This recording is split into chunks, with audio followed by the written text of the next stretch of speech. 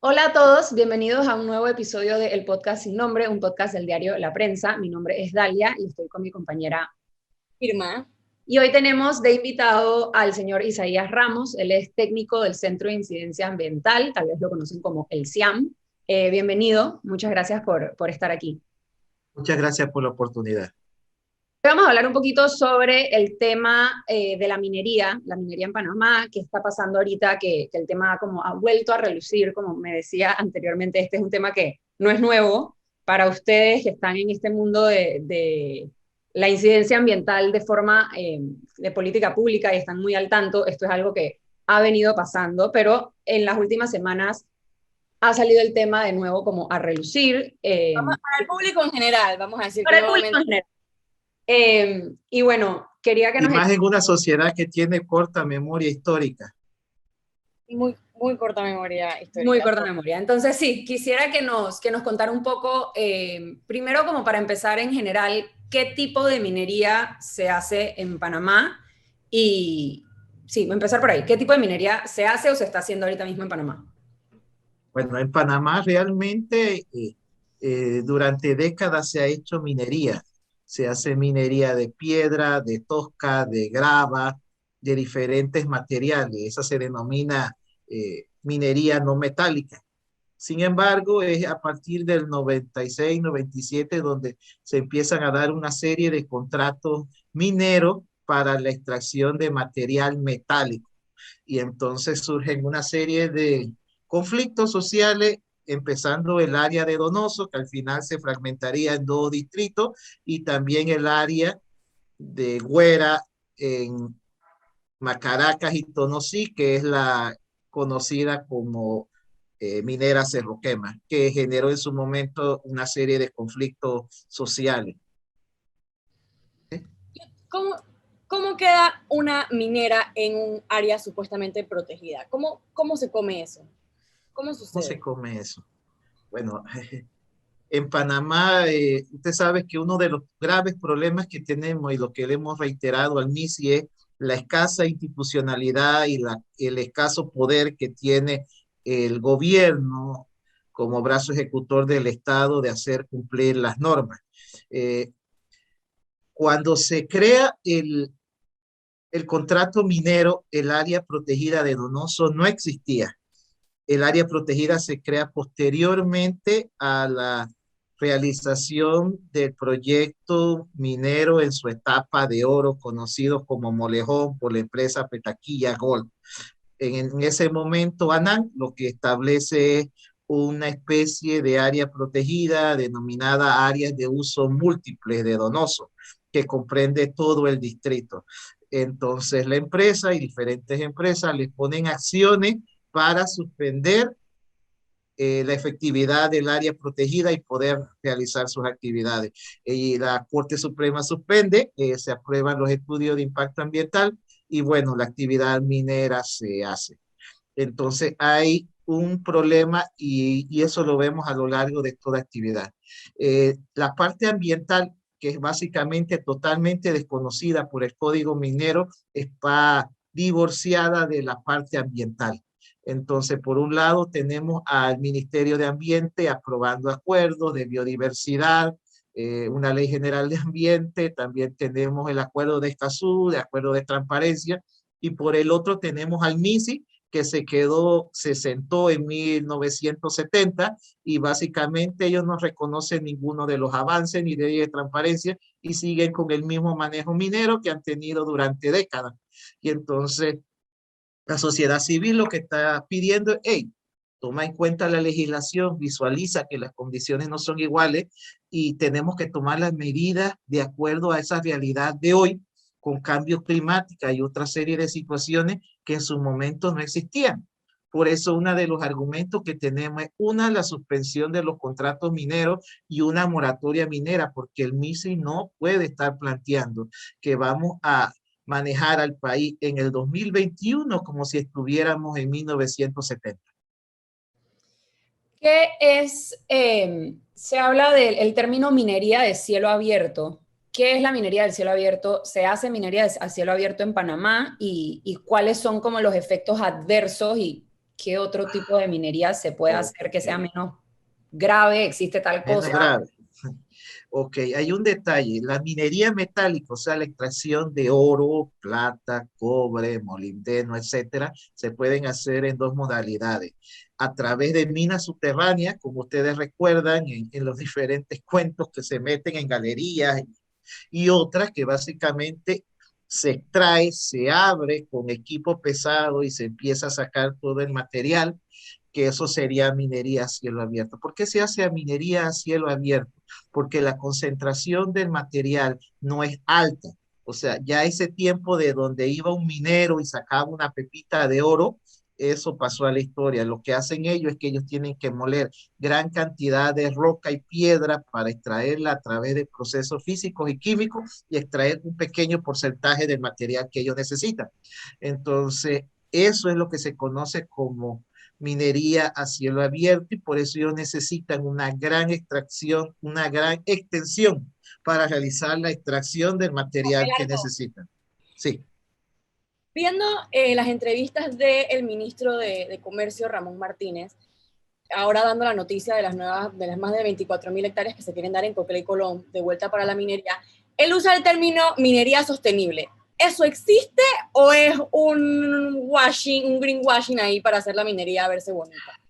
Ok, uno de los problemas que tiene la minería a lo largo del mundo es la imagen, porque por más que necesitemos aparato electrónico, no hay imagen que lave los efectos reales que tiene la actividad. Sobre una cosa, sobre la economía, porque básicamente absorbe y manipula todos los aspectos económicos que se realizan alrededor, sobre la sociedad, porque cambia el uso de suelos que hay y sobre los ecosistemas.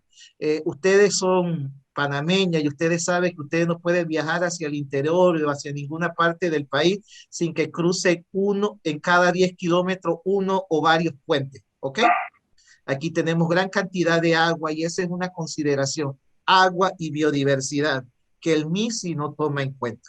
Cuando se hace la actividad minera, el agua y la biodiversidad tienen un peso inmenso del manejo físico que tendrá la actividad y ellos no están valorando que esa actividad básicamente tiene que desarraigar la superficie, abrir agujeros, extraer y por tal tipo de manejo, y es física básica, tú no puedes extraer todo un recurso, manejarlo, llevarlo a otra parte y argumentar que es sostenible porque ese recurso no se va a reponer.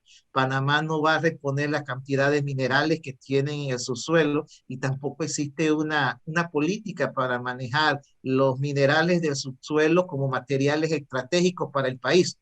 Estamos básicamente con una política de que hoy necesitamos los fondos, hoy los vamos a usar y se acabó que el gobierno que venga vea qué va a hacer. Así ya tuvimos contratos mineros que hipotecaron el destino del país por X cantidad de años, trayendo una serie de problemas y este gobierno no solamente ha continuado eso, sino que ha acelerado todos los pasos intentando lavar su imagen con un supuesto diálogo que lo primero que hace es mandarte el documento diciendo, hey, el documento que tengo escrito son estas páginas, léelo, esto es lo que vamos a hablar. Dos, va a ser bajo las condiciones que yo quiero. Entonces nosotros entendemos que eso no es un diálogo, es un monólogo minero donde el gobierno quiere las organizaciones ambientales para lavar su imagen, para decir que la minería es sostenible, para decir que tiene el visto bueno de organizaciones de la sociedad civil y de lo cual nosotros no estamos dispuestos a participar porque es una falacia. Claro, ok, mencionó algo interesante durante su intervención sobre las áreas, o sea, la minera se vuelve obviamente si ya de por sí se vende y es real, es una realidad que ayuda a la economía en ese momento, o sea, es una inyección de dinero al PIB, que al final hay quienes argumentarían que para eso es. Concedamos más plata para que el PIB no se vea tan golpeado como verdaderamente lo está. Pero es cierto que estas empresas tan grandes que empiezan a funcionar dentro de un área donde no están aquí al lado de la ciudad, pueden estar en un área alejada, las comunidades a su alrededor, como bien mencionaba, se vuelven parte de la economía que esta misma empresa está desarrollando dentro de esto. Codependientes, básicamente. Dan trabajos, ayudan al desarrollo de escuelas o de centros de salud, o vimos en redes, estuve viendo esta semana que en los centros de vacunación te daban después un alcoholito y unas tarjetitas con el logo de la empresa. Ok, ya eso pasó, ¿no? ¿Cómo de parte de las organizaciones ambientalistas, a mí me queda la duda y me lo pregunto, no, sino cómo se consolida lo que esa comunidad que está alrededor de un proyecto minero tan grande como de los que estamos hablando, con lo que, por lo que aboga la organización de conservación ambiental. O sea, ¿cómo se consolidan ambas cosas que se quieren? Si pues, se podría, no sé si me estoy explicando. O sea, ¿cómo estas dos cosas que están pasando a la vez, que se necesita hacer conservación, se necesita, como piden ustedes, una moratoria minera, con la dependencia que pueden tener estas comunidades con la economía que está moviendo la empresa dentro de Mira, una cosa básica en donde funcionan las minerías y el gobierno lo sabe, es que llega a comunidades donde el manejo estatal ha sido totalmente abandonado. Se abandonaron las escuelas, no hay centro de salud, entonces llega una empresa que maneja el tema del socialismo corporativo, en donde la empresa empieza a regalar porque la mano del Estado totalmente se fue, abandonó esas comunidades. Entonces lo que queremos es que el Estado realmente asuma su posición y que el Estado panameño no básicamente se circunscriba al área bancaria. El país es muchísimo más, tenemos enormes inversiones en un área centralizada, mientras el resto del país se ha abandonado, tenemos a la agricultura abandonada, tenemos a la pequeña industria abandonada, tenemos al turismo abandonado, y la minería es una actividad netamente excluyente, porque en cuanto a su uso de la tierra, esa tierra que se utiliza para minería, téngalo por seguro que para agricultura no sirve más, para turismo no sirve más. Entonces, por un lado, tenemos una agenda económica que dice que vamos a apoyar a nuestros productores, pero los dos principales recursos que tenemos luego de las personas, que es la tierra y el agua, se va a ver gravemente impactado. Y en cuanto al turismo, tratar de implementar la biodiversidad y la visita a sitios cuando tienes actividad minera. Entonces lo que vemos es una total contradicción por parte del gobierno. La minería no puede ser el eje económico. Panamá no es un país minero, aunque se argumente que sí. Básicamente esa es una inyección falsa de dinero a la economía que va a dejar graves pasivos ambientales, y por lo que reiteramos, la minería es totalmente un fracaso. Ya tuvimos el área de Cañace con Santa Rosa. La mina quebró, el Estado terminó sufriendo los problemas, siguen los problemas, la comunidad quedó deprimida, Petaquilla fue vendida como la panacea, la minería fracasó, quedaron los pasivos ambientales, no se pagaron a los trabajadores, quedaron problemas. Entonces, en vez de aprender, porque ya no es por cabeza ajena, ya tuvimos el problema aquí, ya lo verificamos, la minería fue evaluada, pesada y se evidenció que es ineficiente, que está asociada a una suma de malos manejos por parte de todas las instituciones estatales, el MOB, el MIBI, el MINSA, ni Ambiente, ni se diga el Ministerio de Comercio e Industria, que no tiene una capacidad de fiscalización. Pero en vez de entender que, hey, hagamos una pausa, evaluemos nuestra institucionalidad, miramos nuestra capacidad, el gobierno se tira de bruces a una actividad que va a generar evidentemente problemas. No sé si responde a su pregunta. No, 100%. Quiero que entremos un poquito a específicamente cuál es el efecto de una minería de cielo abierto a el hábitat en el que está. O sea, específicamente, ¿qué es lo que sucede cuando instalas una minería? Lo primero que necesitas hacer cuando haces minería es la total remoción de la cobertura vegetal, es decir, necesitas eliminar toda la vegetación y toda la cubierta fértil del suelo, es decir, miles, millones de años de evolución y de biodiversidad en el sitio es eliminada totalmente. En el área donde hablamos del corredor biológico mesoamericano, que tiene fuerte impacto, lo altera. Luego viene necesitas modificar los cursos hídricos para hacer la actividad, extraer agua en gran cantidad para tus actividades de manufactura y que estás realizando en ese sitio de molienda y demás. Entonces empiezas a cavar, a extraer materiales, fraccionas la biodiversidad. Uno de los efectos más graves que tenemos y que generalmente no se habla y como biólogo me toca ver a cada momento, es que estamos preocupados por la ola del COVID, pero luego de la ola del COVID viene la ola del cambio climático y luego de la ola del cambio climático viene la ola de la pérdida de la biodiversidad. Estamos hablando de que una gran zona que tiene alto endemismo en biodiversidad, donde hay desde sitios con arrecife, anidamiento de tortugas, sitios donde llegan jaguares, sitios donde hay águila arpía, lo eliminas totalmente por la argumentación de que necesitas hacer negocio rápido, viendo que el gobierno durante todo el tiempo, cada vez que se le da dinero, hace un mal uso de él, incluyendo hasta el seguro.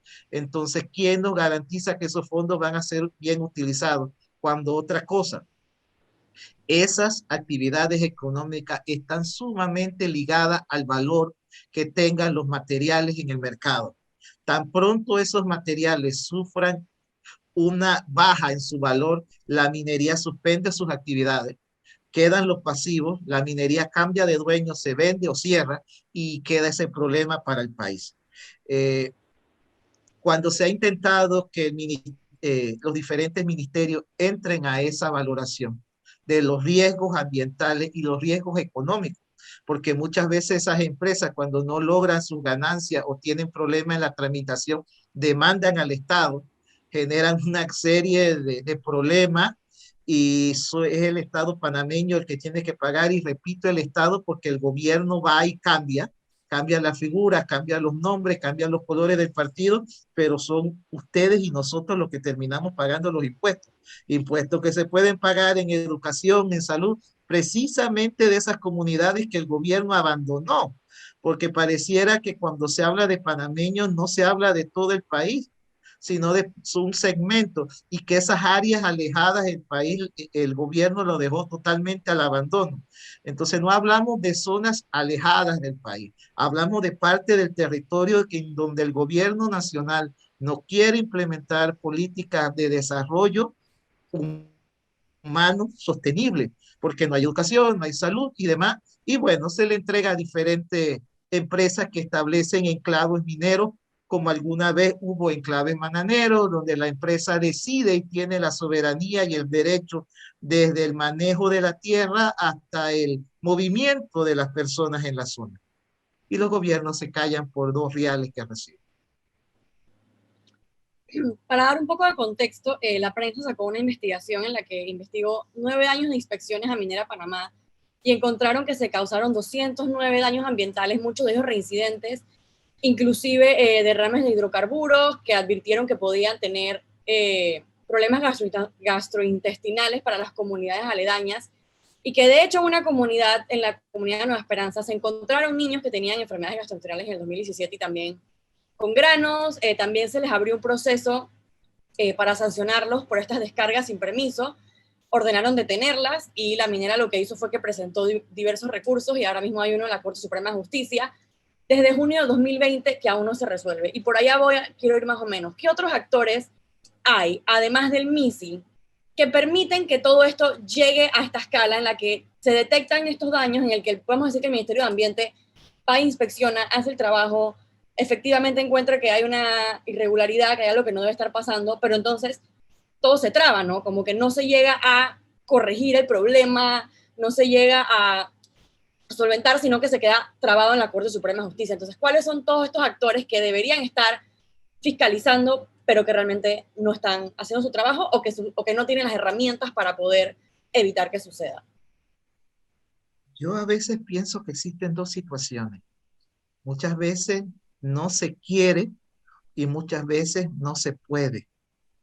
No se puede sería ajustar la realidad a una legislación ambiental equivalente y no se quiere porque ni siquiera se intenta. Por ejemplo, en el caso del Centro de Incidencia Ambiental se demandó desde el estudio de impacto ambiental hasta el contrato ley y pasaron casi una década para que la Corte Suprema de Justicia se acordara de que era un problema de vitalidad para el país y fallara, y aún así fallando, se presentaran por parte de la empresa diferentes estrategias legales para suspender su aplicación y por supuesto el MISI se hiciera el totalmente ciego de no entender que el primer actor responsable de respetar la constitución y la ley eran ellos, argumentando una seguridad jurídica. Entonces, cada vez que se sanciona este tipo de empresa, aparecen una caterva de abogados poniendo demanda y denuncias contra el Ministerio de Ambiente que impiden la ejecución. El MISI no hace nada, el MISI no tiene capacidad, tiene menos de una treintena de funcionarios que no tienen equipo, no tienen personal, no tienen laboratorios que determinen los aspectos de contaminación, un análisis, por ejemplo, de las regalías, de los materiales, de los porcentajes por hora, por día, por mes, que lleven la contabilización, que hagan los análisis económicos, que establezcan con información fiable cuánto se recibe, qué no se recibe, qué se tiene. Entonces, es toda una cadena y cuando llegas a la Corte Suprema de Justicia, el tema ambiental no es valorado. Si hablamos, por ejemplo, de casos evidentes y notorios de corrupción y hablamos de situaciones que nunca debieran pasar, por ejemplo, de los niños en los albergues y la Corte Suprema se demora como una tortuga, ofendiendo a la tortuga, reaccionar. Estos casos ambientales, el, la Corte primero no tiene la capacidad de entender el problema. Segundo, no tiene el personal para validarlo. Y tercero, se recae solamente en asuntos administrativos, sin ver el argumento de fondo. Cuando se hablaba, por ejemplo, del bloque de la constitucionalidad y de la ley, y yo soy solamente biólogo, uno de los argumentos es que el Estado panameño tiene el interés de garantizar la vida, honra y bienes. Tú no puedes garantizar la vida si los recursos sobre los cuales esa vida se sustenta, que es el agua y la tierra, están siendo afectados. Entonces la Corte no entiende eso, no es capaz de entender que un convenio de la biodiversidad es para cumplirlo. Un acuerdo como el de Kioto, los acuerdos de París, implican medidas concretas. Hacemos grandes discursos, grandilocuentes declaraciones, celebramos el mes de junio, celebramos el Día de la Tierra, pero cuando se llega a esa realidad y evidenciarla en políticas económicas sostenibles, donde se garantice que todos los ciudadanos tienen derecho a comida saludable, tengan derecho a un agua limpia, que esa información tiene que ser representada en la realidad, hasta ahí llegó el gobierno. Entonces tenemos un grave problema y es todo el aparato legal, todo el aparato jurídico y administrativo. Por otra parte, por ejemplo, tenemos que la Asamblea Legislativa hace más de 2 meses indicó que iba a llamar al ministro de Comercio e Industria. A esta hora todavía no la ha llamado, a pesar de toda la serie de problemas y de situaciones que se están suscitando. La Asamblea mira a otro lado, la Corte Suprema de Justicia se calla la boca y el órgano ejecutivo acelera el paso en una acción que evidentemente contradice, porque por una parte se promociona el turismo en España y por otra parte las áreas que tienen biodiversidad son afectadas de diferentes formas. Entonces tú me preguntas, hey, ¿aquí hay algún plan? Siquiera hay una idea de lo que están haciendo. No hay plan ni una política. No existe una congruencia, solamente estamos pidiendo que el gobierno tenga una congruencia.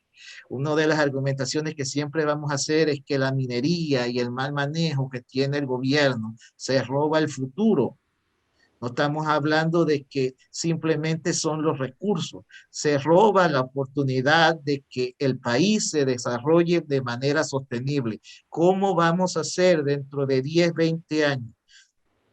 Que llegue otra postura, otra forma de ver la realidad, cuando ya básicamente todo el territorio haya sido aplicado con 14 concesiones que tiene el MISI, con 145 hasta el mes de enero, solicitando más concesiones mineras a lo largo de todo el país, con un plan del BID, con una política ambiental que dice que no es que hay que desarrollar la minería a gran escala, no, hay que desarrollar la minería a gran, a mediana y a pequeña escala en todo el territorio nacional, que van a pasar con las fuentes de agua. Entonces, cuando te escuchas ese problema, aguanta. ¿Y el agua aquí qué pasó? ¿Dónde vamos a sacar las fuentes de agua si la gente consume agua de río? ¿Dónde vamos a tener el río? Y la mejor idea que se le ocurre a nuestro brillante gobierno es decir que no solamente vamos a sacar, sino que la porquería y la basura de los residuos de otros lados los vamos a traer a Panamá para tener un centro de manejo de esos materiales y poner un centro de refinación. Entonces eso es una total contradicción con un modelo de desarrollo sostenible. Por eso la minería sostenible es un cuento, es greenwashing. Por más que lo diga, porque tú no puedes regalar, Irma, un arbolito y decir que eso es un bosque. No puedes reforestar una hectárea y creer que en una hectárea una persona a lo largo de 3 años manejándolo mal y echándole agua cuando se acuerda, va a competir con lo que ha hecho la naturaleza durante millones de años de evolución. Eso no es científico, eso no tiene evidencia.